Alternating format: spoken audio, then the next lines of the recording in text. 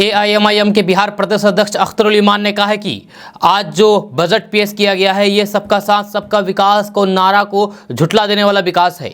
ये जो बजट पेश किया गया है ये आम लोगों को ठगा गया है। ये बजट मध्यम वर्ग और फिर गरीब लोगों के हक के लिए नहीं है, ये अमीर लोगों के लिए है। अब की बार की बजट में भी देखा यही गया है कि पूंजीपतियों को और पूंजीपति बनाने का मौका दिया गया है।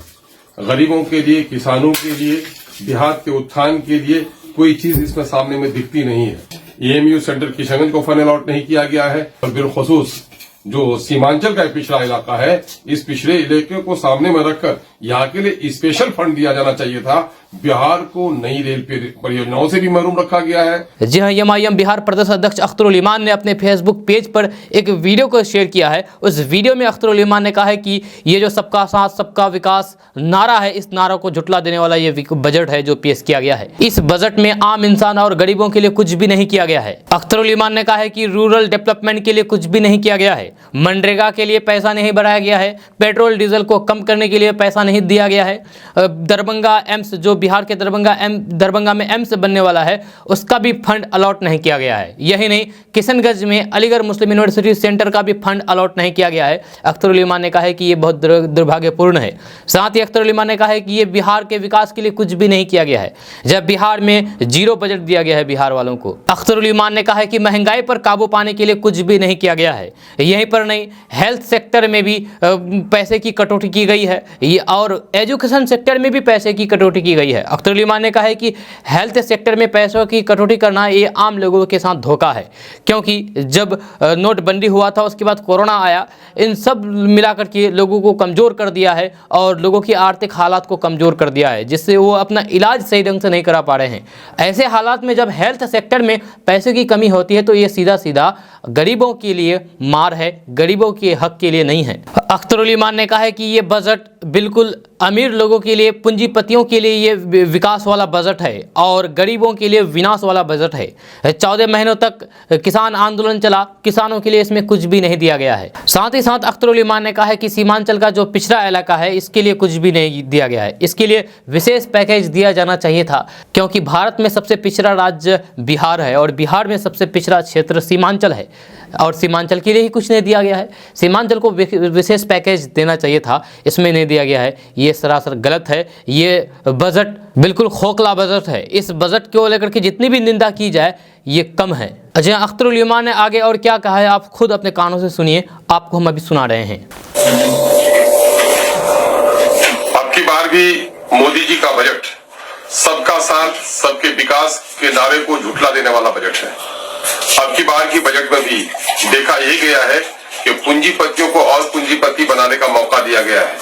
गरीबों के लिए, किसानों के लिए, देहात के उत्थान के लिए कोई चीज इसमें सामने में दिखती नहीं है। रूरल इंफ्रास्ट्रक्चर के लिए भी पैसे बहुत कम दिए गए हैं। मनरेगा का पैसा नहीं बढ़ाया गया है। डीजल पेट्रोल की कीमत में कोई काबू पाने की कोई बात नहीं कही गई है।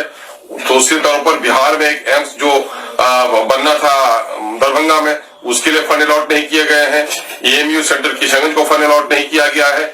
जो एजुकेशन का मामला है, एजुकेशन में भी 0.14% की कमी आ गई है और हेल्थ के सेक्टर में भी, जबकि बीमारी काफी बढ़ी है और नोटबंदी ने और कोरोना ने लोगों की आमदनी घटा दी है। ऐसे वक्त में गवर्नमेंट को लोगों के हेल्थ के बारे में सोचना चाहिए था, लेकिन 0.4% हेल्थ का भी की कटौती हो गई है। इस तरह से अगर देखा जाए तो पूरे तौर पर यह बजट कहीं न कहीं से पूंजीपतियों को पूंजीपति बनाने वाला, गरीबों के, अकलियतों के, पिछड़ों के उत्थान की इसमें कोई पॉलिसी नहीं है। किसानों को एमएसपी का जो मामला था, जिसके लिए लोग दिल्ली के बॉर्डर पर इतने दिनों तक, 13 महीने तक लोगों ने धरना दिया, उस पर भी कोई बात नहीं बन पाई है। तो ये बजट मिला जुलाकर मोदी जी का एक बार फिर मुट्ठी भर लोगों का साथ और विकास और बाकी लोगों का विनाश वाला बजट है। इस बजट की जितनी भी निंदा की जाए कम है और बिलखुसूस जो सीमांचल का पिछड़ा इलाका है, इस पिछड़े इलाके को सामने में रखकर यहाँ के लिए स्पेशल फंड दिया जाना चाहिए था। बिहार को नई रेल परियोजनाओं से भी महरूम रखा गया है और यहाँ पर बजट का कोई ऐसा हिस्सा नहीं दिया गया जो रोजगार से लोगों को जोड़ा जा सके। और कई स्टेट के साथ सिर्फ इसने पॉलिटिकल दुश्मनी की है। तेलंगाना और बिहार को इसने बिलखुसूस महरूम किया है। मैं समझता हूँ केंद्र का बजट संतुलित नहीं है और कहीं से न्याय पर आधारित नहीं है। जैसे कि आपने देखा कि अख्तरुल ईमान ने मोदी सरकार द्वारा जो बजट जारी किया गया है, इस बजट को फॉल्स बजट करार दे दिया है।